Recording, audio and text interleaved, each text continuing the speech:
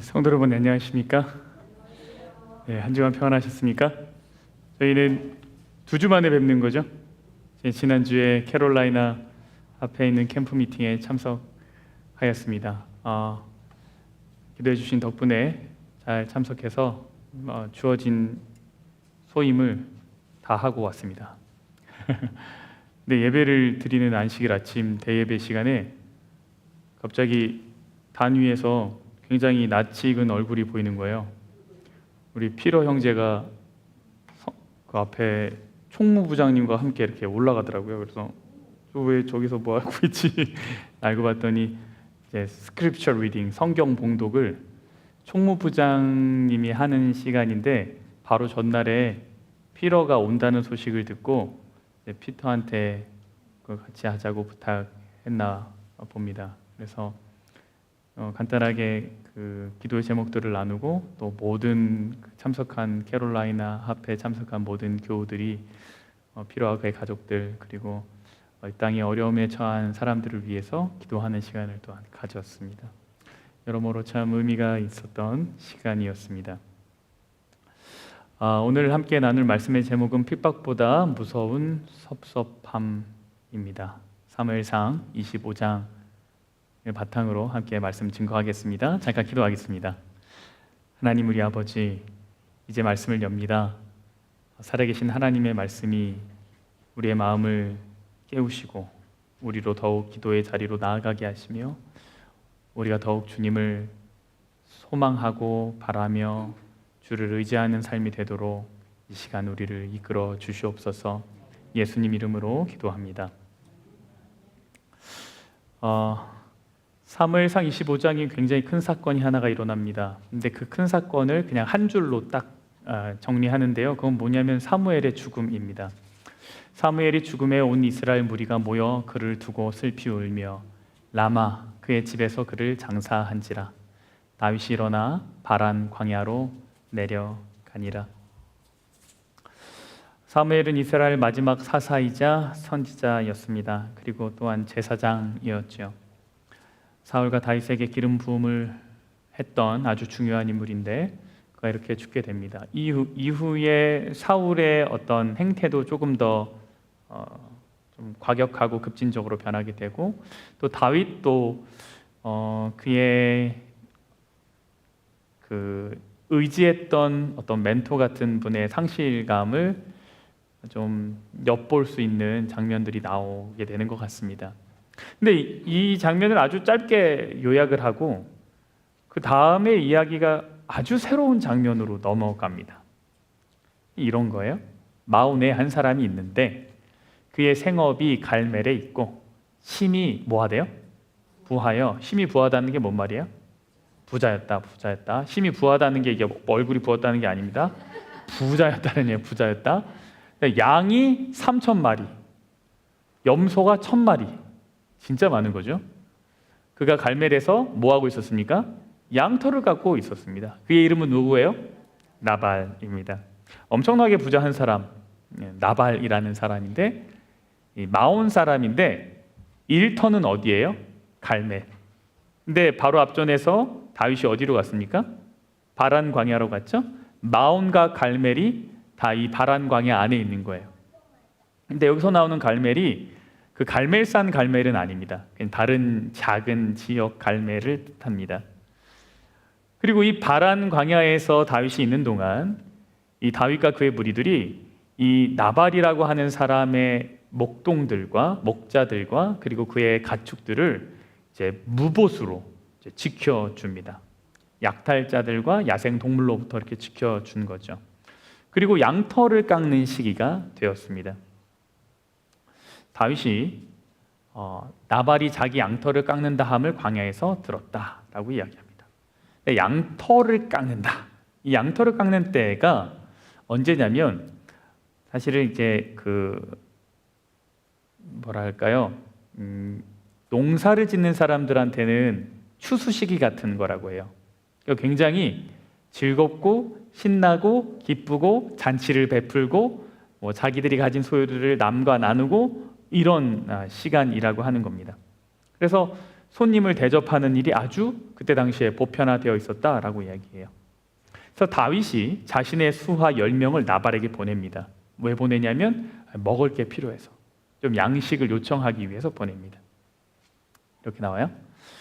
너에게 양털 깎는 자들이 있다 함을 이제 내가 들었노라. 내 목자들이 우리와 함께 있었으나 우리가 그들을 해하지 아니하였고 그들이 갈멜에 있는 동안에 그들의 것을 하나도 잃지 아니하였나니 내 소년들에게 물으면 그들이 너에게 말하리라. 그런즉 내 소년들이 너에게 은혜를 얻게 하라. 우리가 좋은 날에 왔은즉, 어느 날에 왔다고요? 좋은 날. 이 날이 어떤 날이라고요? 양털 깎는 날. 양털 깎는 날. 좋은 날에 왔은즉 너의 손에 있는 대로 너의 종들과 너의 아들 다윗에게 주기를 원하노라 라고 이야기합니다. 근데 나발이 이거를 어떻게 해요? 거절합니다. 근데 누군가 생각할 수 있죠. 아니 누가 도와달라 그랬어? 그죠? 누가 도와달라 그랬어? 자기들이 그냥 도와줘 놓고선 나한테 물어보지도 않고선 이제 와서 뭐 값 달라는 거야 뭐야? 완전 깡패 아니야? 이렇게 생각할 수도 있을 겁니다. 내가 너 도와줬으니까 좀 어느 정도 내놔. 이 약간 옛날에 한국의 길거리 포장마차에서 자리세 받는 거죠, 그죠? 아줌마 내가 아줌마 포장마차 지켜줄 테니까 대신 돈 내놔. 근데 당시에 이러한 요구가 굉장히 정당한 거였다라는 거예요.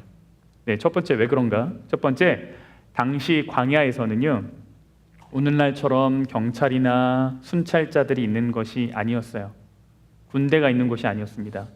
근데 양떼가 수천 마리, 그죠? 염소 1000마리. 이 정도의 재산을 보유한 부자들은 항상 위험에 노출되어 있었습니다. 어떤 위험일까요? 도적대, 약탈하는 부족들도 있었어요. 그리고 경쟁 목자들도 있었습니다. 너무 숫자가 많으니까 뭐 하는 거예요? 밤에 몰래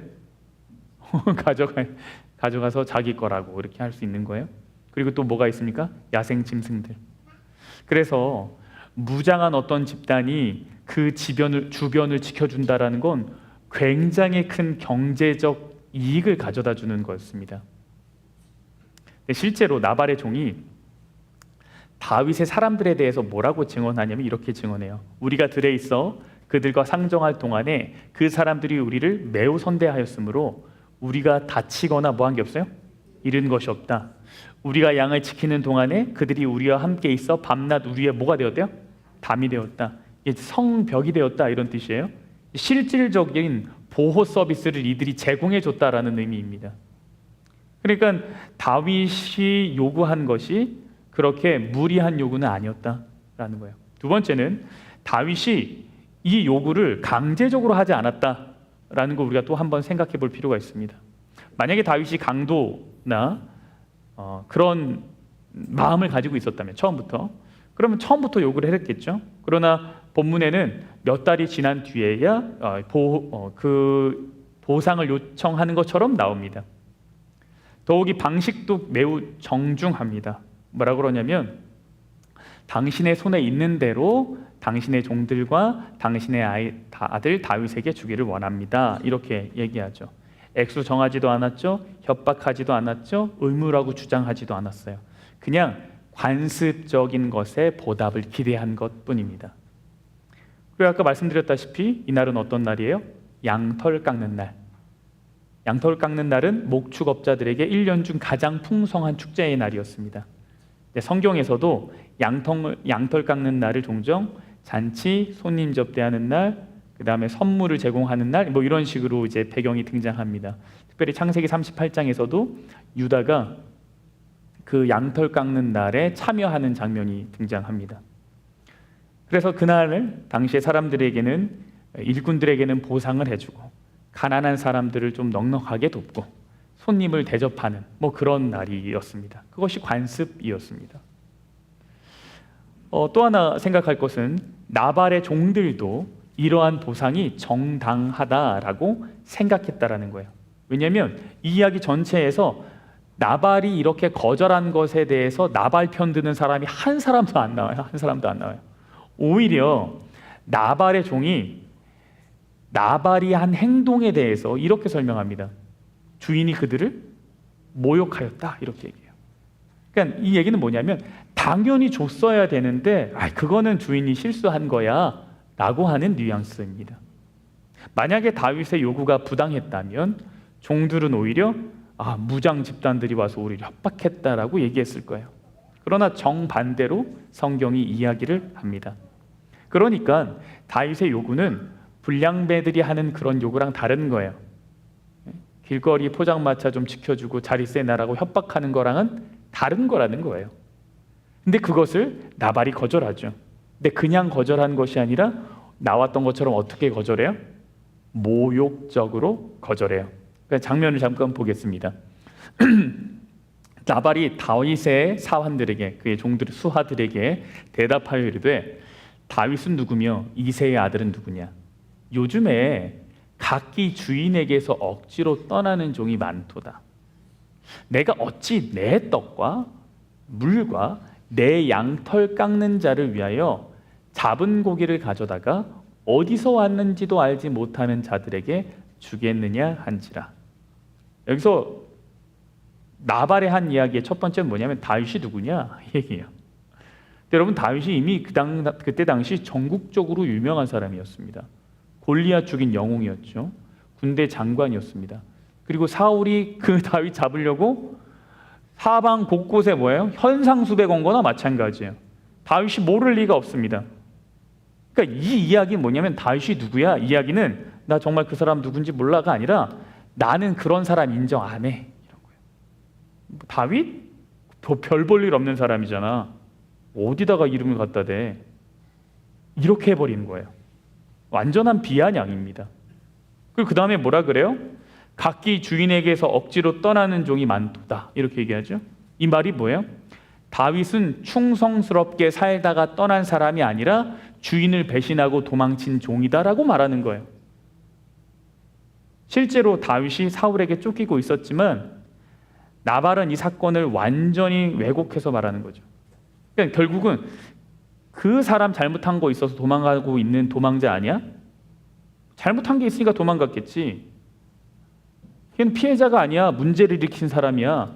라고 낙인을 찍은 겁니다.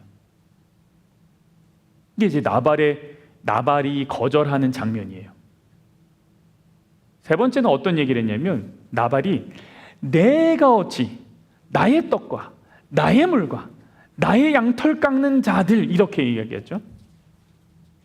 히브리어 원어에서도 끊임없이 뭐가 강조되냐면 내 것 이것이 계속 강조되어 있어요. 그걸 그대로 그 뉘앙스 그대로 번역한 거예요.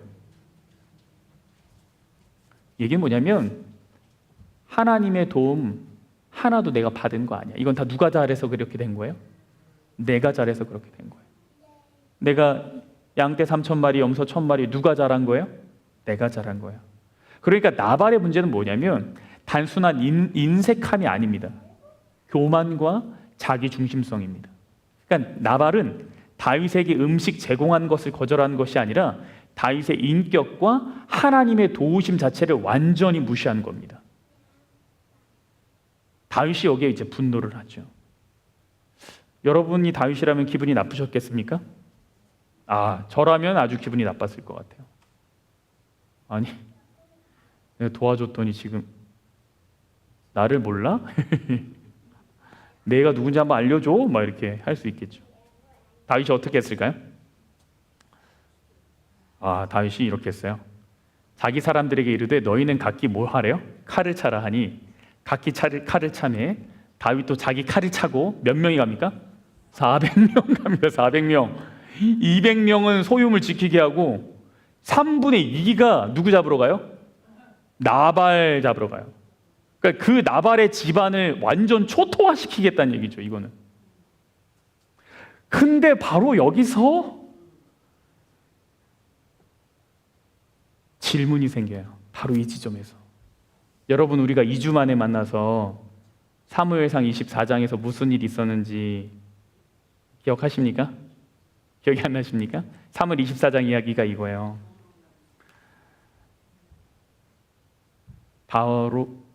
사울이 볼일 보러 굴에 들어가잖아요. 다윗이 죽일 수 있는 절호의 찬스가 왔는데 죽이지 않고 뭐 합니까? 옷 자락만 빼요. 근데 그리고 나서 다윗이 뭐예요? 마음의 찔림을 받아요. 내가 마음에 찔렸다 그랬어요. 왜 찔린 겁니까? 하나님께서 기름 부은 사람을 내가 감히 해하려 했다는 것 자체가 다윗한테 마음의 어려움인 거예요.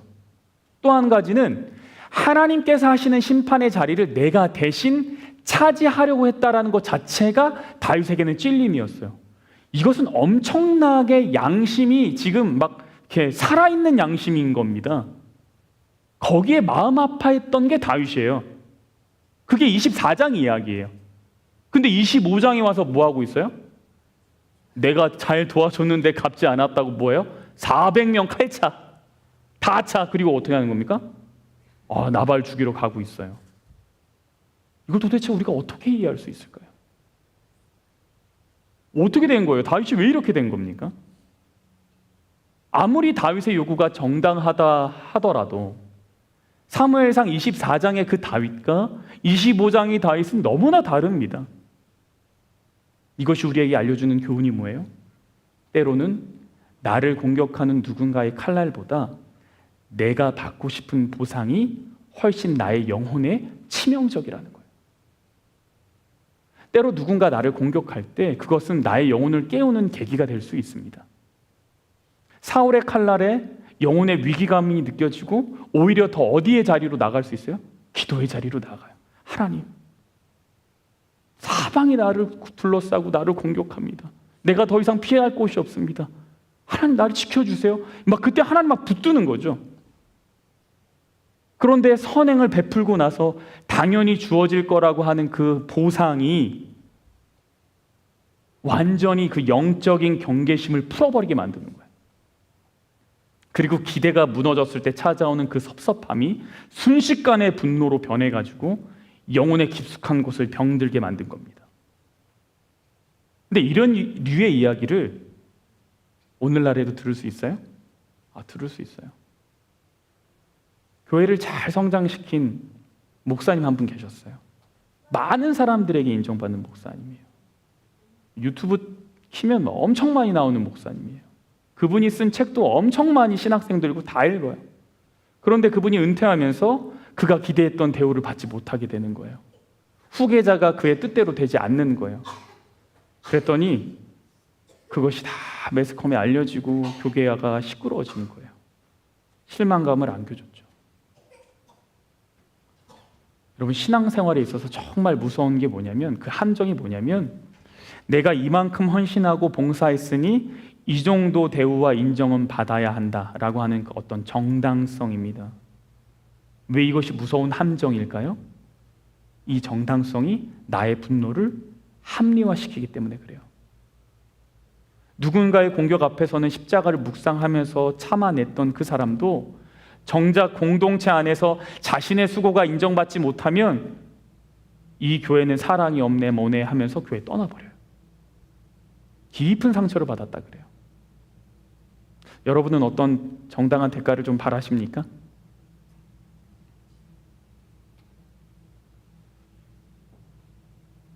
사람들의 인정을 원하십니까? 그것을 마땅히 채워주는 것이 좋은 공동체이겠지만 그것이 없다 한들 무슨 상관이 있겠어요? 그것이 없다 한들 우리의 선택은 누구와 같이 되면 안 되겠습니까? 다윗처럼 되면 안 되겠죠. 아무리 우리가 많은 것을 희생했어도, 우리가 아무리 많은 것을 베풀었어도 우리에게 자신의 전부를 주신 하나님과 비할 바가 아니지요. 이제 우리의 질문은 무엇인가 하면, 어떻게 하면 다윗과 같은 선택을 하지 않을 것인가죠. 그렇죠? 어떻게 하면 다윗과 같은 섭섭함이 몰려올 때 그것을 분노하고 복수로 해결하려고 하지 않고 그 마음을 멈출 수 있는가 하는 것이겠죠. 근데 여러분, 스스로의 힘으로는 이거 멈출 수 없습니다. 다윗도 스스로 멈추지 않았어요. 누군가 우리를 멈추어야 하고요, 멈추게 만들어야 되고, 무엇인가 깨달음이 있어야지만 이 걸음이 멈춰져요. 하나님께서 이 복수의 길을 멈추도록 한 사람을 준비시켰습니다. 그게 누구냐면 나발의 아내 아비가일입니다. 성경은 그가 아름답고 총명했다라고 이렇게 처음에 소개를 해주고 있어요. 다윗이 나발을 치러 온다는 이야기를 듣고 이제 아비가일이 서둘러 다윗을 마중하러 나갑니다. 근데 그냥 가지 않고 고기도 삶고, 그다음 구웠는지 삶았는지 모르겠지만 고기도 준비하고, 요리 준비하고, 포도주 준비하고, 그다음에 뭐 떡도 준비하고, 과일 뭐 곡식 같은 것도 볶고, 그래서 거의 진짜 진수성찬 같은 거를 막 준비해서 다윗한테 막 가요. 그리고 다윗을 보자마자 바짝 엎드립니다. 그리고는 이렇게 얘기해요. 남편이 잘못했습니다. 그 남편의 잘못을 저에게 돌리십시오. 그가 미련하게 행동했습니다. 그러면서 아비가일이 다윗에게 아주 날카로운 이야기 하나를 딱 던져요. 그냥 이거 좀 보고 봐주세요 이게 아니라 말 한마디를 딱 해요. 훨씬 많이 했지만 어떤 중요한 문장 하나를 딱 던지는데 그게 이거예요. 주의 여정의 허물을 용서하여 주옵소서. 여호와께서 반드시 내 주를 위하여 든든한 집을 세우시리니, 이 다음을 한번 읽어볼까요? 시작. 이는 내 주께서 여호와의 싸움을 싸우심이여 내 주의 일생에서 내 주에게서 악한 일을 찾을 수 없음이니이다.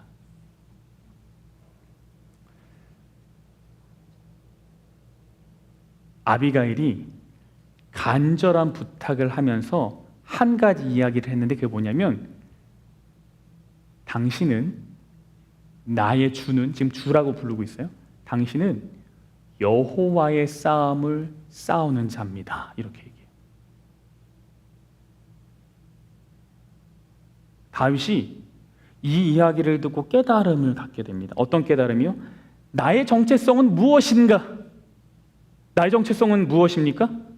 여호와의 싸움을 싸우는 사람인 거예요. 다윗에게 있어서. 지금 다윗이요, 이스라엘을 구원하는 하나님의 거룩한 용사로 부름을 받았습니다. 그런데 나발이 모욕했다고 막 발끈해가지고 동네 건달들처럼 막 복수국 같은 거를 하려고 다 끌고 온 거예요. 근데 아비가일이 거기다 대고 얘기하죠. 다윗이요, 당신은 누구입니까? 당신은 거리의 깡패가 아닙니다. 당신은 하나님께 기름 부음 받은 사람입니다. 당신은 자신의 분노를 위해서 칼을 드는 사람이 아니라 하나님의 일을 위해서 칼을 드는 사람입니다. 라는 이야기를 하는 거죠, 지금. 아비가일이 한 얘기는 이겁니다. 다윗이요, 당신은 이것보다 훨씬 큰 사람입니다. 여러분, 성숙한 신앙의 특징이 무엇일까요? 섭섭함에도 흔들리지 않는 성숙한 신앙의 모습이 무엇입니까? 그러한 신앙은 내가 하고 싶은 일을 하는 것이 아니라 내가 누구인지를 기억하는 거예요. 성숙한 신앙의 모습의 특징은 뭐냐면, 난 이것도 하고 싶고 저것도 하고 싶고 그래서 많은 일을 하는 사람이 아니라 늘 내가 누구인지를 기억하며 사는 사람이에요. 내가 가진 힘을 통해서 나의 위치를 가름하는 것이 아니라 부르심 받은 내용을 가지고 나의 위치를 살펴보는 사람이 성숙한 신앙인입니다. 너 나를 무시해? 너 내가 누군지 알아? 너 나보다 싸움 잘해? 진짜 한번 본때 보여줘? 나 다윗이야? 이것은 내가 가진 힘을 가지고 나의 위치와 나의 실력을 평가하는 거죠. 그런데 신앙인은 부름받은 사람들이에요. 그래서 부름받은 내용을 가지고 자신의 위치를 판단해야 됩니다. 나는 과연 누구인가? 하나님은 나에게 어떤 존재인가? 하나님은 지금 나를 어떻게 보고 계시는가? 하나님이 지금 나에게 기대하시는 것은 무엇인가? 이 질문을 늘 생각하고 사는 사람, 이 신앙인이 성숙한 신앙인이죠. 그러니 누군가에게 뭔가를 따져 묻고 싶을 때 하나님의 음성을 통해 우리들에게 스스로 먼저 물어봤으면 좋겠습니다. 너는 누구냐? 너 누구야? 너 누군데 그거 얘기하고 싶어? 거기서 내가 누군데 이가 아니라, 아 맞다, 나 하나님의 자녀지 라고 하는 생각이죠. 여러분, 어려운 일이 생길 때 진짜 중요한 게 뭐냐면 무슨 일이 나에게 일어났는가가 아니에요.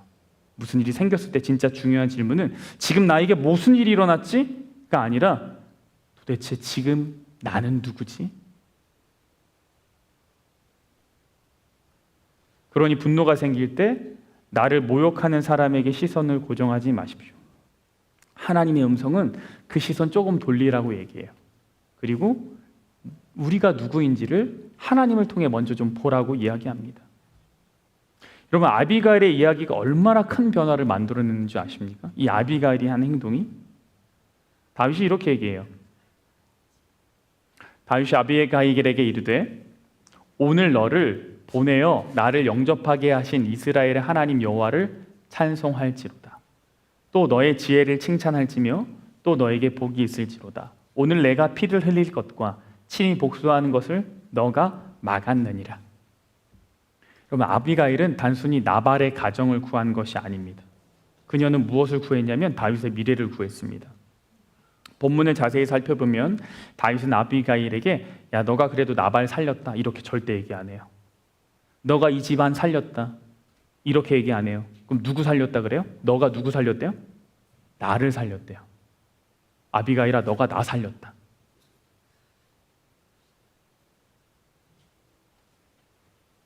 다윗이 강조하는 것은 이거예요. 너가 오늘 나를 막았다. 너가 나 살린 거야. 이렇게 얘기해요. 생각해 보세요. 만약 아비가일 오지 않았으면 어떻게 됐겠습니까? 이미 400명 출발했죠. 결심도 끝났죠. 막 흥분도는 최고조죠. 칼도 뽑았죠. 본문에서 뭐라고 얘기하냐면 25장 22절에 아침까지 남자 한 사람도 안 살려둘 거라 그랬어요. 다윗이 보통 싸움 잘하는 사람입니까? 마음만 먹으면 그냥 다 날아가죠. 근데 여러분, 이게 단순한 징계가 아니에요. 이건 뭐예요? 학살이에요. 학살. 이 단어 누구에게서 들었죠? 누가 이거 했어요? 학살. 노베 제사장들 누가 학살했어요? 사울이 했잖아요.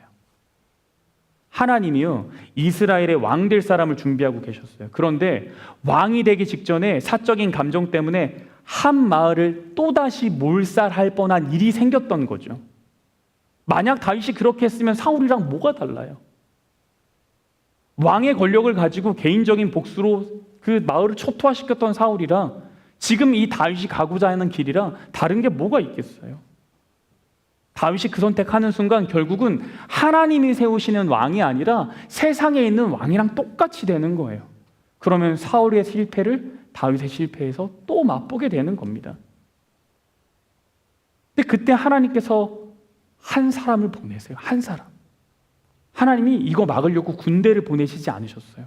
이거 막으려고 천사를 보내지도 않으셨어요. 이거를 막으려고 어떤 기적을 보여주지도 않으셨어요. 대신 사람 한 명 보냈어요. 지혜로운 사람 한 명이요. 아비가일이 다윗을 어떻게 막았습니까? 그녀는 비난하지 않았어요. 정죄하지도 않았어요. 공격하지도 않았어요. 너 지금 뭐 하는 거야? 절대 이렇게 얘기하지 않았어요. 무슨 얘기했냐면 다윗이요, 당신이 누구인지를 기억하십시오. 그 말 한마디가 400명보다 훨씬 강했습니다. 사람이 무너질 때는 대부분 자신의 목소리만 들을 때입니다. 반대로 하나님은 종종 다른 사람의 입술을 통해서 우리를 붙드시죠. 그래서 이 본문은 단순히 아비가일은 조언자였다 이 정도의 수준이 아니에요. 하나님의 나라가 확장되는 데 있어서는 반드시 필요한 것이 있는데 지혜로운 중재자들입니다. 지혜로운 중재자들. 교회도 마찬가지고 가정도 마찬가지입니다. 부부싸움 커질 때, 교회 갈등 커질 때, 친구 관계 무너질 때 누군가 더 큰 소리를 내고 누군가는 막 편을 갈라요. 너 가만 보니까 너 이 편이지, 넌 저 편이지, 이렇게 막 나눠요. 그리고 막 불을 붙이죠. 하나님이 사용하시는 사람은 불을 키우는 사람이 아니라 불을 끄는 사람입니다. 불을 끄는 방법은 정죄가 아니라, 더 큰 힘이 아니라 우리가 누구인지를 기억하자는 이야기예요. 우리가 누구인지 기억합시다. 우리가 누구인지 기억합시다. 그녀는 단순히 갈등을 중단시킨 것이 아닙니다.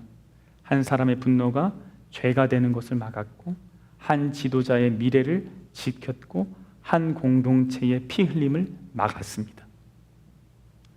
여러분, 중재자라는 건 이런 거예요. 중보라는 건 이런 거예요. 그러니까 누가 이야기하면 다 듣고 그래 네 말이 다 맞아. 또 이쪽 가서 그래 네 말이 다 맞아 해가지고 그냥 이렇게 우야무야 하는 게 때로는 되는 것처럼 보이죠. 저도 그렇게 살았던 적이 여러 번이었던 것 같아요.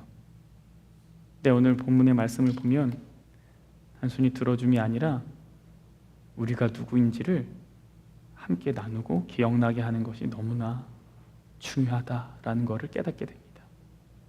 그래서 우리의 질문이 이것이죠. 나의 인생의 아비가일은 누구였는가? 여러분 혹시 있으십니까? 여러분이 누구인지를 기억나게 해주는 그 어떤 믿음의 사람들이 있으세요? 야, 그래도 너 예수님 믿는 사람이잖아.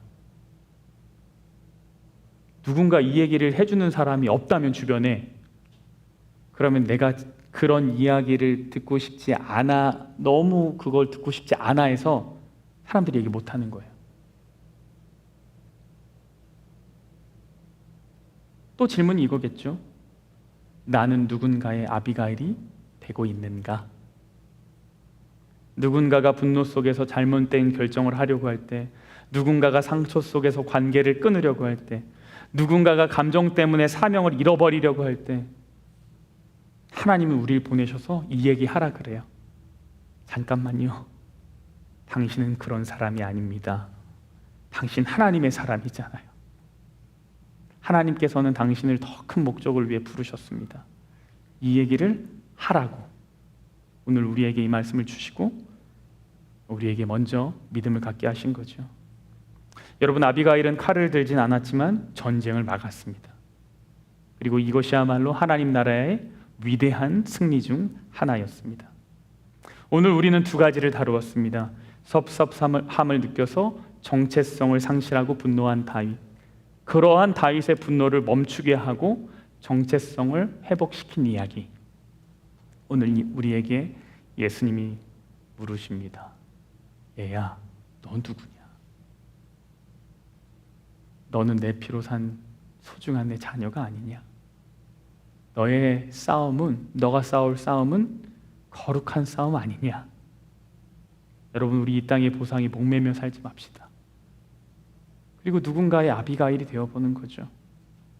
교회에서, 가정에서 함께 칼을 드는 것이 아니라, 편을 가르는 것이 아니라 영적인 정체성을 일깨워줄 수 있는 사람, 불을 끄는 사람, 화평을 만드는 사람, 십자가의 힘으로 중재의 길을 걷는 우리 모두가 되기를 간절히 바라면서 말씀을 마치겠습니다.